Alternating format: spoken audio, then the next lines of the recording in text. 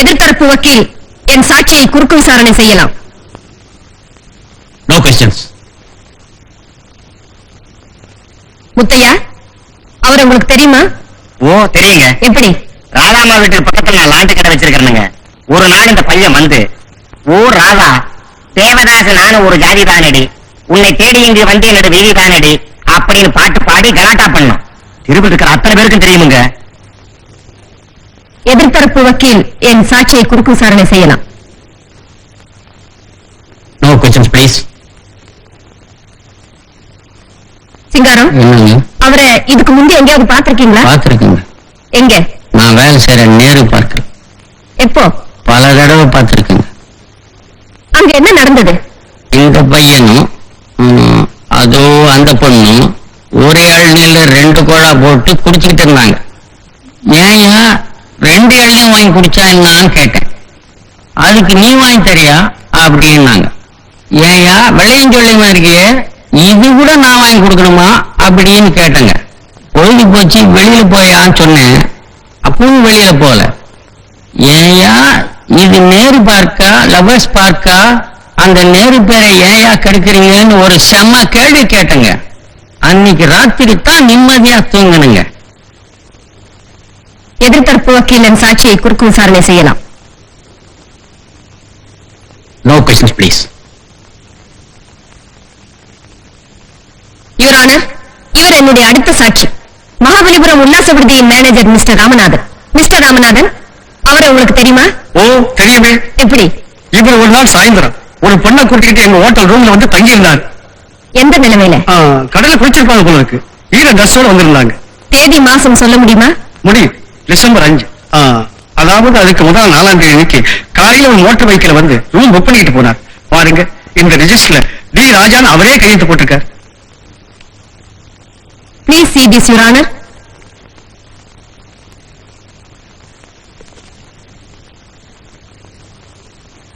அவங்க 2 பேரும் ரூமுக்குள்ள எவ்வளவு நேரம் இருந்தாங்க? சுமார் 1 மணி நேரம் இருந்திருப்பாங்க. அதுக்கப்புறம் ராஜா மட்டும் தனியா வெளியே வந்தாரா? இல்லைங்க, 2 பேரும் சேர்ந்தேதான் வெளியே வந்தாங்க. That's all, Your Honor. எதிர்த்தரப்பு வக்கீல் என் சாட்சியை குறுக்கு விசாரணை செய்யலாம்.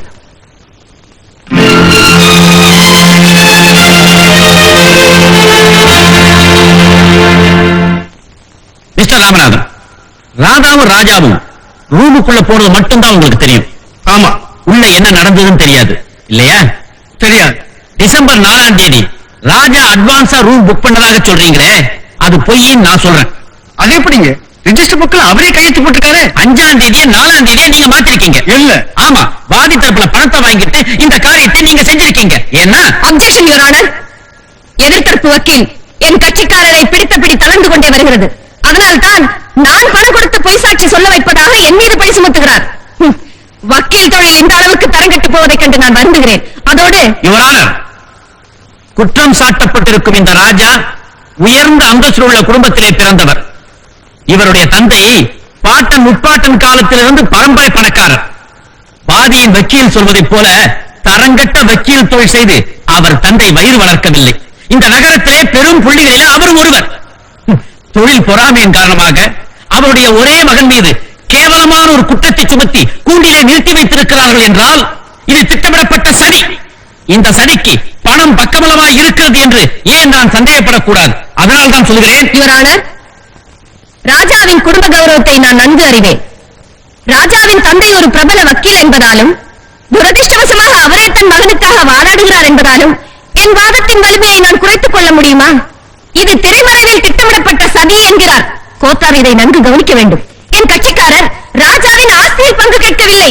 தன் வயிற்றில் வளரும் தந்தைக்கு அப்பா உரிமை கேட்கிறார். அவ்வளவுதான். இதில் என்ன திட்டம்? இதில் என்ன சதி? யுவர் ஆனர், ஒரு ஆணும் பெண்ணும் சாதாரண நண்பர்களாக பழகுவதை வைத்து அந்த பெண் அந்த ஆணை கல்யாணம் என்ற சங்கிலியால் இணைத்து கணவன் என்ற பூட்டால் பூட்டி தன் வசப்படுத்த நினைக்கிறாள் என்றால் இது சதி இல்லையா? யுவர் ஆனர், செக்ஸ் பைத்தியம் பிடித்து அலைகின்ற இந்த காலத்தில் ஒரு பருவ பெண்ணும் வாலிபனும் சாதாரண நண்பர்களாக பழகுவது முடியாத காரியம். எதிர்த்தரப்பு வக்கீல் வர்ணித்ததைப் போல இரும்பும் காந்தமும் இணைந்தே தீரும். பஞ்சும் நெருப்பும் பற்றிக்கொள்ளத்தான் செய்யும். இது இயற்கையின் நீதி. என்றால் என் கட்சிக்காரர் ராதாவை கட்டாயப்படுத்தி கற்பழித்தாரா? அப்படியே கட்டாயப்படுத்தி இருந்தாலும் ஒழுக்க உணர்வும் உறுதியான உள்ளமும் கொண்ட ஒரு பெண்ணால் தன் கற்பை எப்படியும் காப்பாற்றிக் கொள்ள முடியும். யுவர் ஆனர், அப்படி ஒரு மான போராட்டத்தை ராதா ராஜாவை கொலை செய்திருந்தால் கூட நான் பாராட்டியிருப்பேன். 2 திருடர்கள் ஒன்று சேர்ந்தால் கொள்ளையடித்ததில் ஆளுக்கு பாதி, 2 வியாபாரிகள் கூட்டு சேர்ந்தால் லாபமோ நட்டமோ தலைக்கு பாதி. ஆனால் திருமணத்துக்கு முன்பு ஒரு ஆணும் பெண்ணும் இணைந்து உடலுறவு கொண்டால் அதற்கான தண்டனையும் அவமானமும் பெண்ணுக்கு மட்டும்தான். தவறு செய்த ஆண்கள் தப்பித்து விடுகிறார்கள். இன்பத்தில் பங்கு கொள்ளும் ஆண்கள் பாவத்தில் மட்டும் ஏன் பங்கு கொள்வதில்லை? இது கடவுளை கேட்க வேண்டிய கேள்வி. உடல் உறவின் காரணமாக பெண்களுக்கு மட்டும்தான் தாய்மை அடையும் தன்மை இருக்கிறது. அந்த தாய்மை சின்னம் தான் அவளை காட்டிக் கொடுத்து விடுகிறது. 10 வருடங்கள் ஆனாலும் ஆண் ஆணாகவே இருக்கிறான். ஆனால் 10 மாதங்களுக்கு பிறகு பெண் ஒரு குழந்தைக்கு தாயாகி விடுவதால் பாவத்தின் பெரும் பங்கு அவளை போய் சேருகிறது. யுவர் ஆனர், இந்த இயற்கை அமைப்புக்கு காரணகர்த்தா ஆண்களா ஆண்டவனா? ஆண்டவனேதான். நான் மறுக்கவில்லை. ஒரு பெண்ணை கெடுத்தவன் இன்னொரு பெண்ணை மணக்கலாம். ஆனால் கெடுக்கப்பட்டவள் இன்னொரு ஆணை மணந்து கொள்ள அர்ஹதை அற்றவள் என்று அறிவித்தது யார்? ஆண்களா ஆண்டவனா? யுவரான, பெண்ணை தாயாக்கி தாயை தெய்வம் என்று எழுதி வைத்தவன் தவறி விழுந்தவளை வேசி என்றும் விபச்சாரி என்றும் விமர்சனம் செய்கிறானே, அது ஏன்?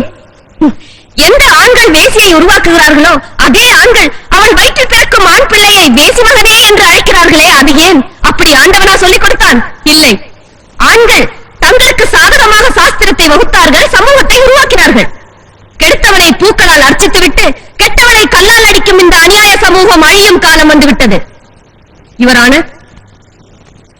ராஜா ராதாவை ஏற்றுக்கொள்ளாவிட்டால் அவள் எதிர்கால வாழ்க்கை எப்படி ஆகும் என்பதை இங்கு எல்லோருக்கும் எடுத்துக்காட்ட விரும்புகிறேன். அதற்காக கடைசியாக ஒரே ஒரு சாட்சியை மட்டும் தங்கள் முன் நிறுத்த எனக்கு அனுமதி அளிக்கும்படி கேட்டுக்கொள்கிறேன். Request granted. Thank you your honour. Megala, இப்படி வாமா. போ. அங்க போ.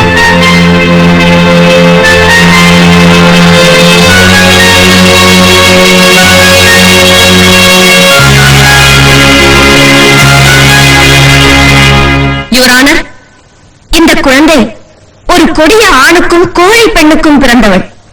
இவளுக்கு தன் பெற்றோர் யாரென்றே தெரியாது. பாசம் என்ன என்பதை புரியாதவள். இவளை ஒரு அனாதை ஆசிரமத்திலிருந்து எடுத்து வந்து வளர்க்கிறேன். இது என்னை தெரிந்த எல்லோருக்கும் தெரியும். யுவர் ஆனர், என் கட்சிக்காரர் ராதா தன் குழந்தையின் எதிர்கால வாழ்வு இப்படியாகிவிடக் கூடாது என்பதற்காகத்தான் நீதிமன்றத்துக்கு வந்திருக்கிறார். தன் வயிற்றில் வளரும் குழந்தைக்கு தகப்பன் யார் என்பதை உலகம் அறிய வேண்டும் என்பதற்காக அவமானத்துக்கு சிறிதும் அஞ்சாமல் தைரியமாக கூண்டிலேறினாள். அந்த தைரியம் அப்போது இவளை பெற்ற தாயாருக்கு இருந்திருந்தால் இப்போது இவள் அனாதையாக வளர வேண்டிய அவசியம் இருக்காது. ராதாவுக்காக இன்று நான் வாதாடுவதைப் போல அன்று இவள் தாயாருக்காக யாராவது வாதாடி இருந்தால் இவள் விதி வேறு விதமாக அமைந்திருக்கும். ஆமாம், பாவம். இந்த பெண்ணை பெற்ற தாயே இவளை தத்தெடுத்துக் கொண்டு வளர்ப்பு மகளாக வைத்திருக்க வேண்டிய பரிதாபமான நிலைமை ஏற்பட்டிருக்காது. அந்த தாய் வேறு யாருமல்ல, இந்த அபாக்கியவதி சகுந்தலா தான்.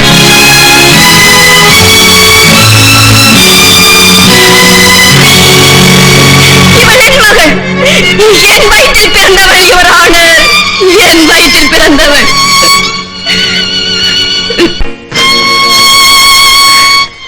யுவர் ஆனர், ராதாவை ராஜா ஏமாற்றியதை போல என்னையும் ஒருவன் ஏமாற்றினான். அவனுடைய நிகழ்கால வாழ்க்கையும் என்னுடைய கடந்த கால வாழ்க்கையும் ஒரே மாதிரியானவை. சில வருடங்களுக்கு முன்பு என் தந்தை பம்பாயில் புகழ்பெற்ற வக்கீலாக இருந்தார். அவரிடம் ஒரு வாலிபர் ஜூனியர் வக்கீலாக பயிற்சி பெற்றார். முதலில் அவருக்கும் எனக்கும் சாதாரண பழக்கம் தான் ஏற்பட்டது. அந்த பழக்கம் அன்பாக மாறி காதலாக மலர்ந்தது. என்னை கல்யாணம் செய்து கொள்வதாக வாக்களித்தார். நான் அதை நம்பி அவர் ஆசைக்கு இணங்கினேன். அதன் விளைவாக நான் கர்ப்பமானேன். என்னை கல்யாணம் செய்து கொள்ளும்படி கெஞ்சினேன். அப்போதுதான் அவர் ஏற்கனவே நான் கர்ப்பமாக இருப்பது உலகத்துக்கு தெரிந்துவிட்டால் எனக்கு கல்யாணமே ஆகாமல் போய்விடுமே என்று பயந்து என்னை ஒரு கிராமத்துக்கு அழைத்து சென்றார். என் பிரசவத்துக்காக ஒரு மருத்துவமனையில் சேர்த்தார். மயக்கம் தெளிந்து நான் கேட்ட பொழுது குழந்தை இறந்தே பிறந்தது என்று சொன்னார்.